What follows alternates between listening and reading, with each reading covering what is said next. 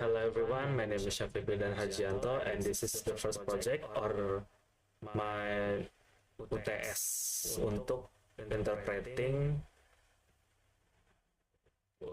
yaitu menggunakan consecutive interpreting pada video yang sudah disediakan. Jadi ini, so I will start the first video and start interpreting in consecutive interpreted.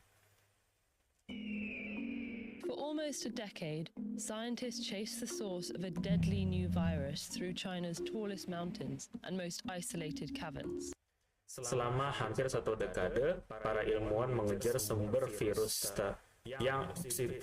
baru yang mematikan melalui pegunungan tertinggi dan gua-gua terpencil di Cina. They finally found it here, in the bats of Shitao Cave. Mereka akhirnya menemukannya di sini, pada kelelawar di Gua Sitao. The virus in question was a coronavirus that caused an epidemic of severe acute respiratory syndrome, or SARS, in 2003. Virus ini yang dimaksud adalah coronavirus yang menyebabkan epidemi sindrom pernapasan akut parah atau SARS pada tahun 2003.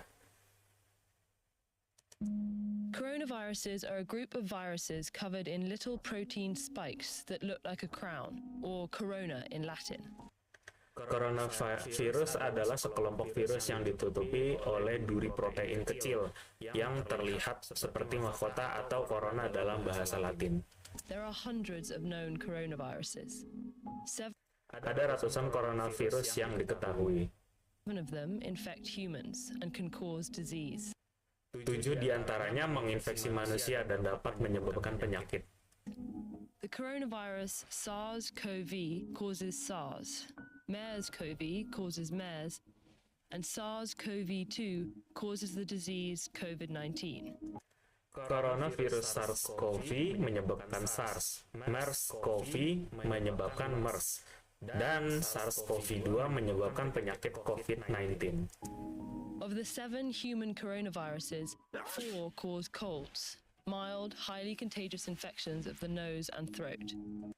Dari 7 coronavirus manusia, 4 menyebabkan flu, infeksi ringan yang sangat menular pada hidung dan tenggorokan. 2 infect the lungs and cause much more severe illnesses. 2 lainnya menginfeksi paru-paru dan menyebabkan penyakit yang jauh lebih parah. The 7th, which causes COVID-19, has features of each. Yang ketujuh, yang menyebabkan COVID-19 atau COVID-19, memiliki ciri-ciri dari keduanya. It spreads easily, but can severely impact the lungs.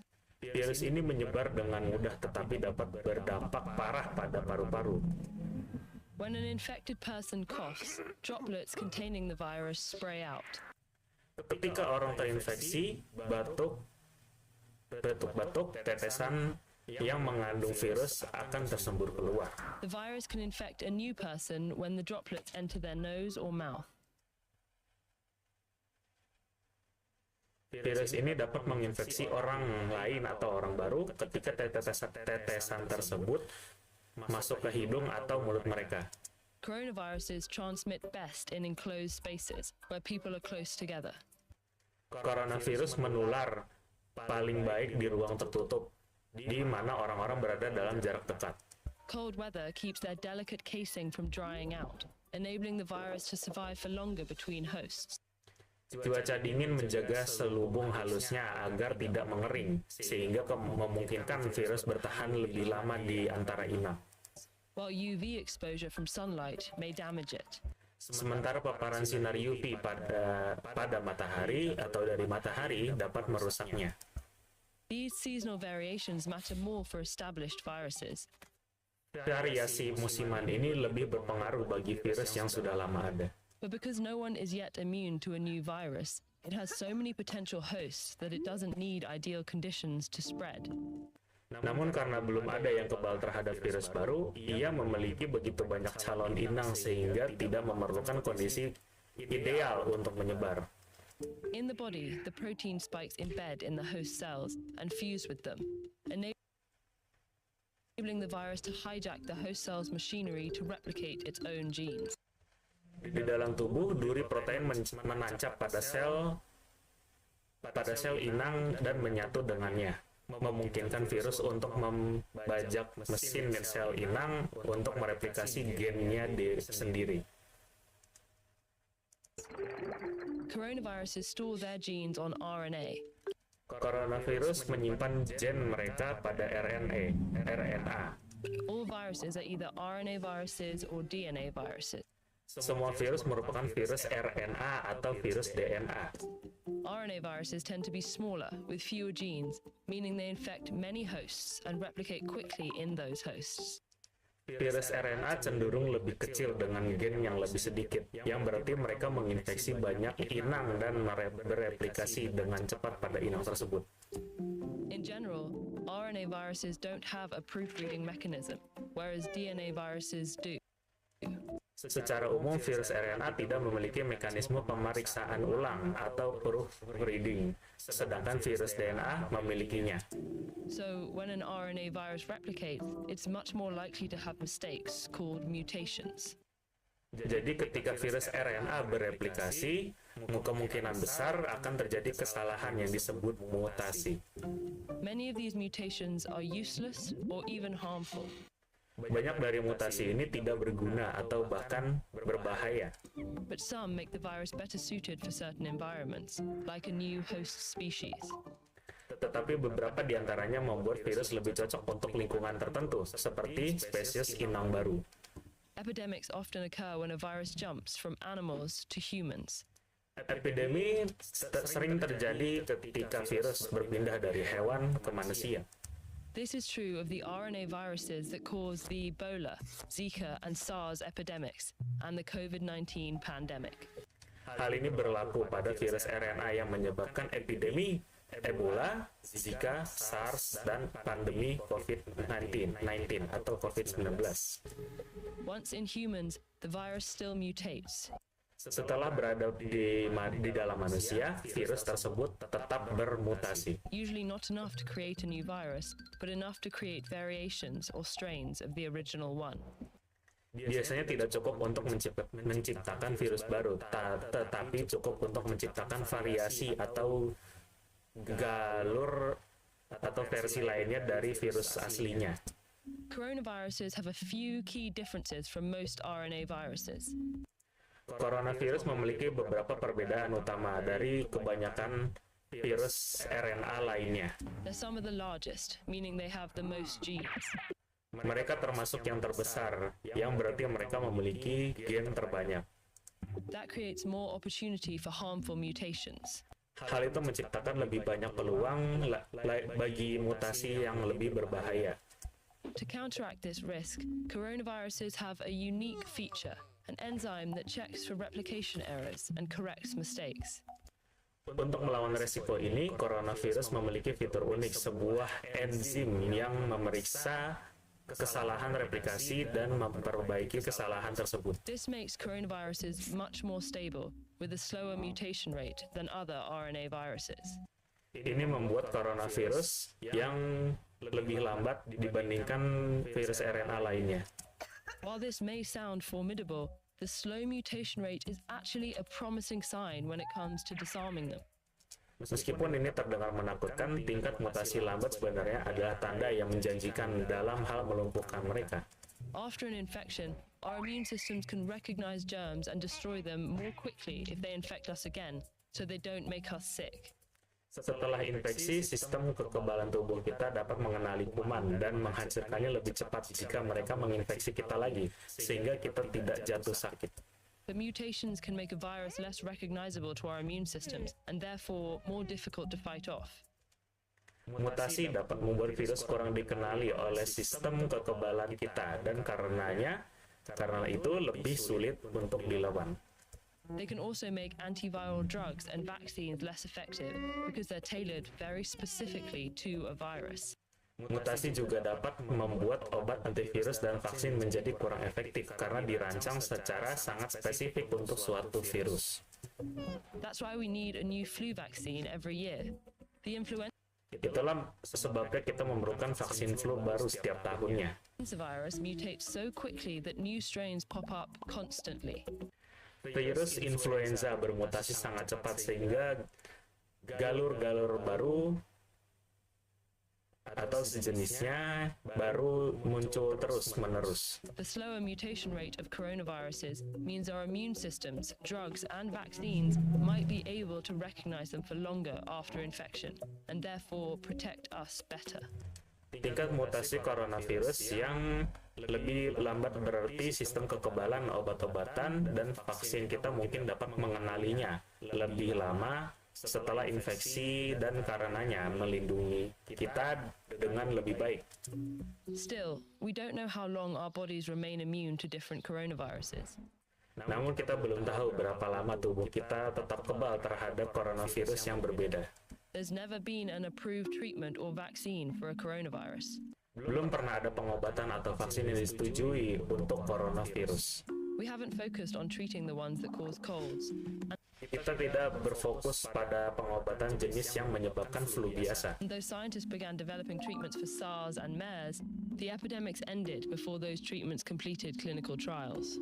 Dan meskipun para ilmuwan mulai mengembangkan pengobatan untuk SARS dan MERS, epidemi tersebut berakhir sebelum pengobatan tersebut menyelesaikan uji klinis. As we continue to encroach on other animals' habitats, some scientists say a new coronavirus jumping to humans is inevitable. Seiring kita terus menambah habitat hewan lain, beberapa ilmuwan mengatakan bahwa perpindahan coronavirus baru ke manusia tidak dapat dihindari. But if we investigate these unknowns, it doesn't have to be devastating. Tetapi jika kita menyelidiki hal-hal yang belum diketahui ini, dampaknya tidak harus menjadi sebuah bencana. Students and teachers all over the world. Oke, terima kasih. Ini untuk yang video pertamanya. Nanti kita akan lanjut ke video kedua.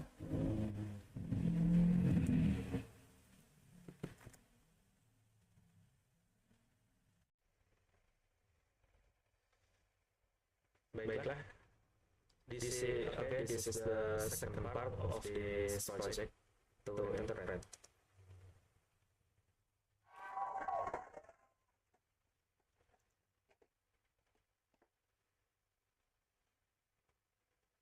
How many of you can speak more than one language?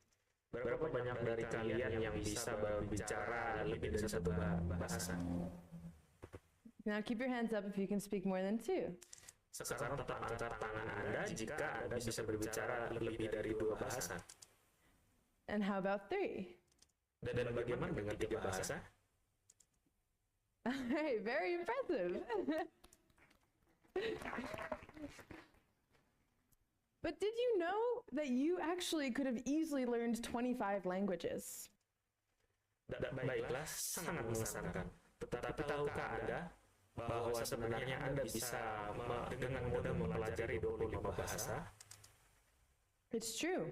This is a natural human phenomenon that any normal child born anywhere in the world is capable of learning any language that he or she is exposed to. Itu benar. Ini adalah fenomena alami manusia bahwa setiap anak normal yang lahir dimanapun di dunia maupun mampu mempelajari bahasa apapun yang ia temui. And did you know that the languages that your child is exposed to before the age of 7, which is also known as the critical age period, are the only languages that he or she will be exposed to later in life? Dan tahukah Anda bahwa bahasa-bahasa yang didengar anak Anda sebelum usia 7 tahun yang juga dikenal sebagai periode usia kritis adalah satu-satunya bahasa yang akan mereka kuasai sepenuhnya di kemudian hari. Leonard Bloomfield said, "The acquisition of a language is doubtless the greatest intellectual feat that any one of us is ever required to perform." Leonard Bloomfield mengatakan, pemerolehan suatu bahasa niscaya merupakan pencapaian intelektual terbesar yang pernah dituntut untuk dilakukan oleh siapapun dari kita.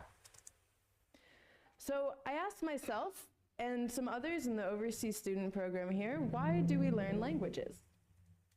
Jadi saya bertanya pada diri sendiri dan beberapa orang lainnya di program pertukaran pelajar di sini, mengapa kita mempelajari bahasa? At first, we all learn language because we have to. Pada awalnya kita semua mempelajari bahasa karena kita harus melakukannya. As humans, we're designed to learn language just like we're designed to walk. Sebagai manusia, kita dirancang untuk mempelajari bahasa sama seperti kita dirancang untuk belajar berjalan. There's simply no preventing it. Tidak ada cara untuk mencegahnya. But then there's some of us who actually do it for fun. Namun kemudian ada beberapa dari kita yang melakukannya demi kesenangan. We go through the struggle, we put in the effort, feeling wrong all the time. But we love it because the rewards are so great. Kita melewati perjuangan itu, kita mengerahkan upaya, merasa salah sepanjang waktu, tetapi kita menyukainya karena imbalannya sangat besar. It's awesome to speak another language, to carry it with you everywhere you go, to Sangat luar biasa bisa berbicara bahasa lain, membawanya bersama Anda kemanapun Anda pergi. travel and communicate with people in their native language makes conversation so much more personal, and you actually get to enjoy more out of life because it gives you the opportunity to understand more music and movies and games from around the world. Seperti berpergian dan berkomunikasi dengan orang-orang dalam bahasa asli mereka membuat percakapan menjadi jauh lebih secara pribadi. Dan Anda sebenarnya bisa lebih menikmati hidup karena bahasa memberi Anda kesempatan untuk memahami lebih banyak musik, film, dan permainan dari seluruh dunia. So I want to ask you another question, and I want you all to think about this. Jadi saya ingin mengajukan pertanyaan lain dan saya ingin Anda semua memikirkan hal ini. If we started taking advantage of the amazing ability that children have to learn languages and the plethora of free language learning tools we have on our devices today, Jika kita mulai memanfaatkan kemampuan luar biasa yang dimiliki anak-anak untuk belajar bahasa dan banyaknya alat bantu belajar bahasa gratis yang kita miliki di perangkat kita saat ini atau hari ini, could we, by reducing language barriers, reduce other barriers in society? bisakah kita mengurangi hambatan bahasa, mengurangi hambatan lainnya di masyarakat? Which begs me to ask another question. What exactly are language barriers, and what do they do? Yang membuat saya mengajukan pertanyaan lain, apa sebenarnya hambatan bahasa itu dan apa dampaknya? I know what some of you are thinking. Saya tahu apa yang sedang Anda pikirkan. You're at the dinner table, and you're between your mother, who's Russian, and your beautiful American girlfriend. Anda berada di meja makan dan Anda berada di antara ibu Anda yang orang Rusia dan pacar Amerika Anda yang cantik. And you're having a moment of realization that you've just hired yourself out as a translator. Dan Anda baru saja menyadari bahwa Anda telah mempekerjakan diri sendiri sebagai seorang penerjemah. So you have to spend the whole evening hearing everything 3 times. Jadi Anda harus menghabiskan sepanjang malam mendengarkan semuanya sebanyak 3 kali. And even though you thought that you could speak English and Russian perfectly, you're starting to feel confused and frustrated in your Dan meskipun Anda mengira bisa berbicara bahasa Inggris dan Rusia dengan sempurna, Anda mulai merasa bingung dan frustasi. desperate for a couple minutes of alone time just to think in whatever language you choose to think in. Dan Anda sangat mendambakan waktu sendirian selama beberapa menit hanya untuk berpikir dalam bahasa apapun yang Anda pilih. But there's a lot more to language barriers that I want you to know. Namun ada lebih banyak hal tentang hambatan bahasa yang ingin saya sampaikan kepada Anda. Have you ever heard of linguistic relativity? Pernahkah Anda mendengar relativitas linguistik? Linguistic relativity is the field which asks questions on the relations between language, perception, and thought. Relativitas linguistik adalah bidang yang mempertanyakan hubungan antara bahasa, persepsi, dan pemikiran.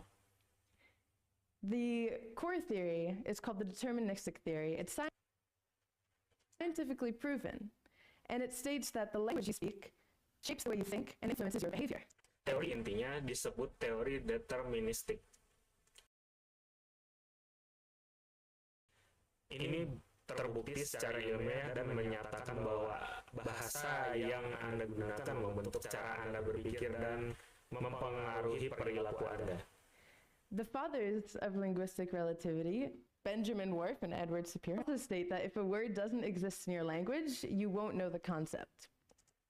Bapak relativitas linguistik Benjamin Whorf dan Edward Sapir juga menyatakan bahwa jika sebuah kata tidak ada dalam bahasa Anda tidak akan mengetahui konsepnya. Now, I think that those guys can be a little extreme in their theories. Sekarang saya pikir orang-orang itu bisa sedikit ekstrim dalam teori mereka. I think rather that if a word doesn't exist in your language, you're a lot less likely to identify with that concept. Sebaliknya, saya pikir jika sebuah kata tidak ada dalam bahasa Anda, kecil kemungkinan Anda untuk mengidentifikasi diri dengan konsep tersebut. One of my friends here in Israel, a native German speaker, told me a story once of how the English language changed the way that she thought about love. Salah satu teman saya di sini di Israel, seorang penutur asli bahasa Jerman pernah bercerita kepada saya tentang bagaimana bahasa Inggris mengubah cara dia memandang cinta. She told me she still remembers the first time she heard the term falling in love. Dia bilang dia masih ingat pertama kali dia mendengar istilah jatuh cinta. And that she was shocked at the use of the language because she had never thought of being in love as something that happened suddenly and dramatically. Dan bahwa dia terkejut dengan penggunaan bahasa tersebut karena dia tidak pernah menganggap jatuh cinta sebagai sesuatu yang terjadi secara tiba-tiba dan dramatis. And she pictured someone actually falling. And she could feel that, and then she knew that someday she would experience falling in love and not just being in love. Dan dia membayangkan seseorang benar-benar terjatuh dan dia bisa merasakannya. Dan kemudian dia tahu bahwa suatu hari nanti dia akan mengalami jatuh cinta dan bukan hanya sekedar sedang jatuh cinta. Also, in body language, we find interesting differences among languages. Dalam bahasa tubuh pun kita bisa menemukan perbedaan yang menarik antar bahasa. In Hebrew, this means wait. In Hebrew, this means wait. However, this is a great insult in Italy. Dalam bahasa Ibrani, gerakan tangan ini berarti tunggu. Namun ini adalah hinaan besar di Italia. And I wanted you all to know that. Dan aku ingin tahu kalian semua tahu hal tersebut. Differences in languages that are influencing our thoughts and behaviors is in vocabulary. That's already 5 minutes in here, so thank you for listening